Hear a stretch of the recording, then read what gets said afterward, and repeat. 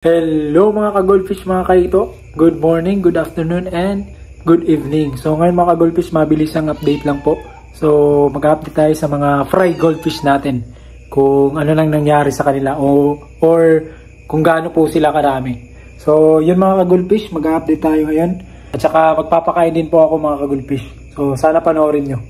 And yun mga ka-goldfishes, kung gusto nyo malaman kung paano gawin to, yung pagkain ng fry, ay lalagay ko lang po yung link sa baba.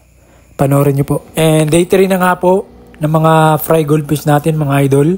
So yung pagbibilang natin, una, pag-lay ng egg nila, 2 to 3 days before sila ma-hatch. So nagbibilang ako ng day 0 kapag nag-hatch po silang lahat. So kapag nag-hatch na lahat ng eggs, so dun po ako nagbibilang ng day 0. So ito ngayon, day 3. So day 3 po ako nagpapakain simula day 0 nung hatch yung mga goldfish fry natin. So ganyan lang po ako magpakain mga idol.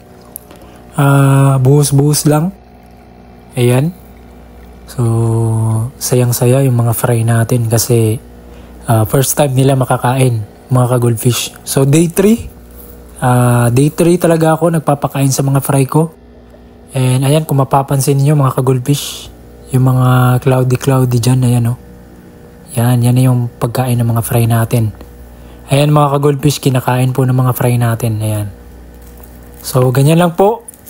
Ganyan po ako magpakain sa mga fry ko. So sana may matutunan kayo mga ka-goldfish. So ulitin ko, after mag-lay ng egg ng goldfish natin, mag-hatch po sila 2 to 3 days.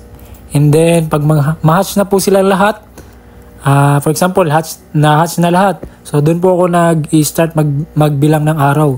So kapag na-hatch na sila lahat, yun po yung day 0. Kinabukasan, day 1, day 2, then ngayon day 3, saka ko sila pinakain. So yun mga ka-goldfish, sana may natutunan kayo. And sa mga ka-goldfishes natin dyan na may mga katanungan, mga idol, free lang po yung comment section natin. Comment down below.